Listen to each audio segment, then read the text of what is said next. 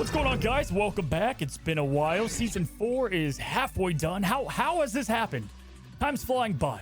But you know what? It checks out because I've been gone like 90% of the season. Turns out having a newborn son is just a tiny boss with infinite aggro. But I've escaped. I'm here. We're going to react to all the changes that I think are pretty meta impactful. Nerf Toper is coming in hard here with a lot of the duelists being tamed down. We got some Vanguard love. And Strategist, as always, coming to 4.5 alongside the red-suited Fever Dream and Daredevil looks crazy. We've got some new Halloween skins coming, a new Motis, and a whole lot more. Of course, we're going to get early access to all of it, so, we'll jump into that. But first, let's go to give my first reaction and your first look at all the changes. All right, guys, first up, let's start with the Vanguards. And we don't have too much around the tanks this time around in terms of adjustment. But let's start with Angela, who is the newest hero in Season 4, and she kind of came out a bit lackluster. We're getting the hang of how she's supposed to operate in the comps that she works well in, and the pros specifically are getting very good at Angela in the role that she serves. However, there's just too much counter with her with some of the popular heroes right now with Invisible Woman and Winter Soldier and whatnot. And so I don't know if these buffs are going to change that, but they will be effectively making her Divine Judgment much better, and they're going to make her axes that are going to be giving her health and her allied teammates that bonus health is going to increase. So from 30 per enemy hit to 40, and then allies going to go from 15 to 20. Overall, that's going to help her sustainability a lot more and picking and choosing when to go into those commitments with her axes. It doesn't fix some of the things that feel weird about her, but I think it's going to make her a lot more tank feeling, and that could ultimately mean a lot for the One-Wing Angel. I think this is something we'll have to test and see how it works overall, but I like the changes. I think for sure we'll see if Angela fits in. Very unique hero, a little bit complicated, but we have seen time and time again, Human Torch, and you name it, Ultron. They get released, then they get buffed, and then sometimes they get over buffed, which maybe we get there with Angela in a season or two. Next up is Venom, and this is cracked. This is ridiculous. It's going to make Venom pretty much an insta-ban. So not only casting the Ignite scene and seeing the best players in the world play, but also just in rank, Venom with Mantis and the damage boost is massive for his ultimate Feast of the Abyss. Absolutely deletes heroes.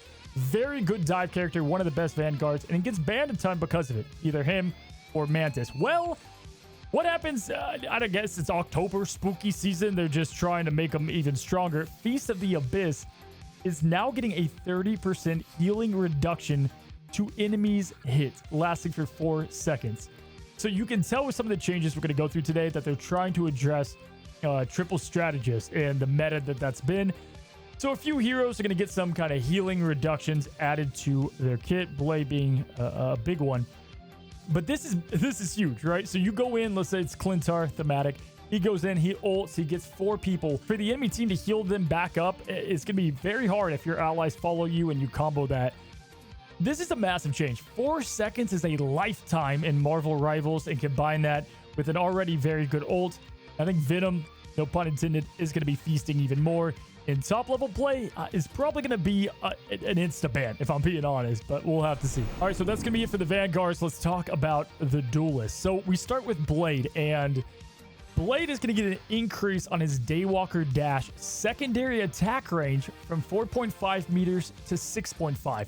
Little confusing, but if you play Blade, it's kind of interesting. So essentially his anti-heal can be tough to land on a moving target at times. So when you dash and you use the anti-heal shotgun blast or the sword with the sword secondary as well, sometimes if the opponent has moved too far, you don't get the blast off, right? And so this is going to almost not guarantee it, but make it a lot easier to get the anti-heal there or get the sword slash up. So this is going to feel nice, I think, for Blade mains.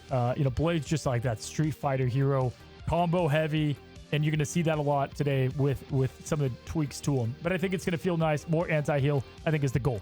However, they're going to also increase the duration of each slash speed attack gained during Bloodline Awakening from 0.7 seconds to 1. So as you play Fruit Ninja on your opponent, you're going to gain these stacks, right, going up to 10.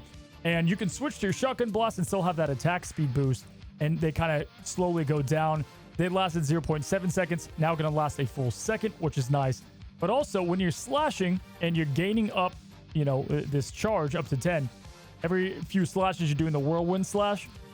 The pro of that is great damage. The con of it, though, is going to be that you don't continue to build stacks. Well, if you hit all 4 of those slashes, you're going to continue to gain that. It's going to make it a lot easier to go up to 10 faster, and so his whole kit should feel more fluid. Blade now has gotten a couple of buffs at this point to make him just way more threatening. We don't see this guy at all in top level play. He's kind of a niche hero in a lot of ways, and I hope this awakens Blade. He's up from his sleep. I don't know. Hopefully this awakens him within the game. Moving on, guys. We go to Johnny Storm. Just got the 6 skin, the shirt burning off, the whole thing. But he's been meta for a very long time. In fact, going all the way back to around June, he's been the pick, again, at top play, but even looking at a good chunk of play. You could go down to lower levels, starting around Platinum at times.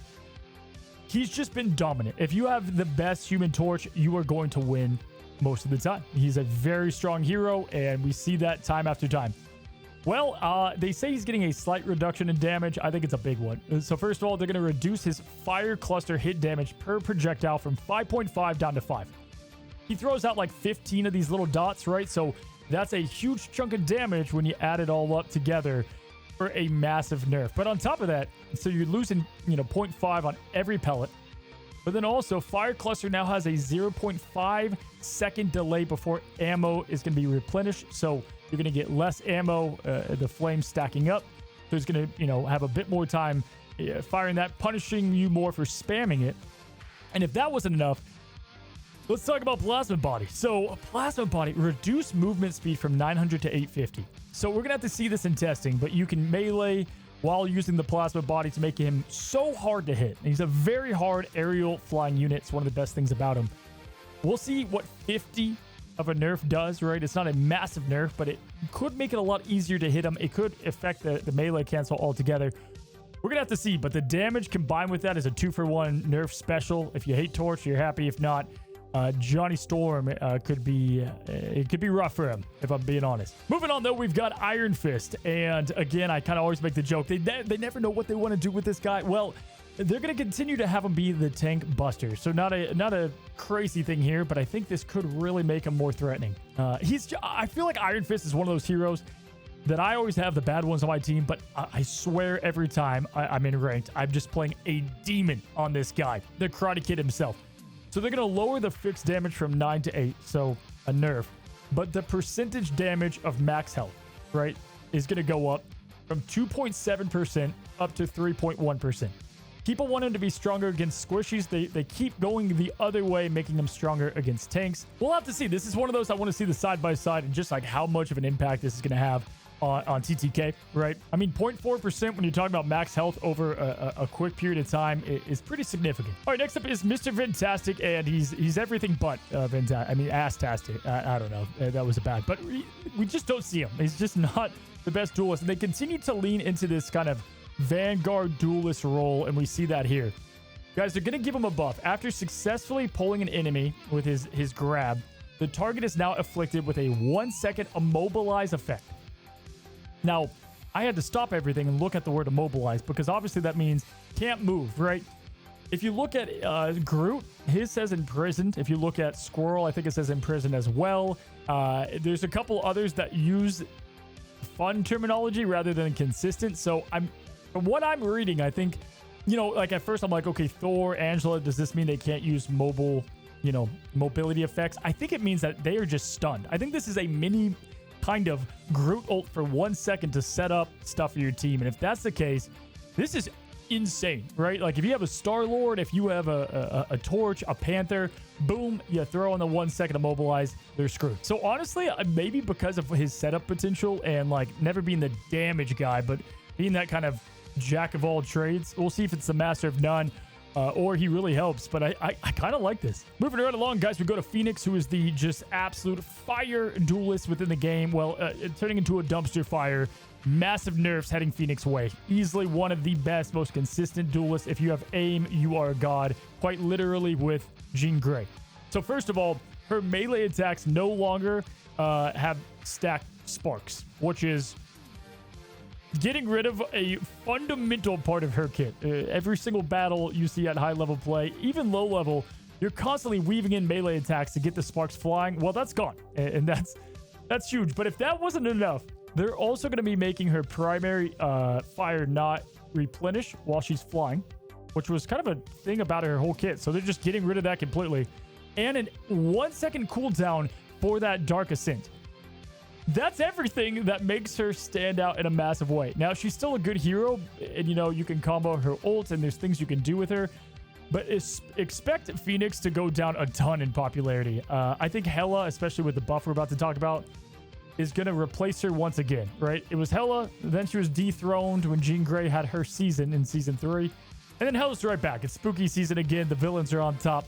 And let's go to Hela because of that. So Hela, Goddess of Death, is going to get a slight survivability buff. So first of all, guys, reduce Astral Flock startup cast time. After casting, Hela gains 25 bonus health. So first of all, you get 25 bonus health when you're escaping. Always going to be good. Or if you're setting up to perch on a nest and throw the thorns down, 25 bonus health is a good thing every, 15 plus seconds. However, reduce Astral Flock startup cast time. This is massive. If you guys play Hela, you know exactly, what this is.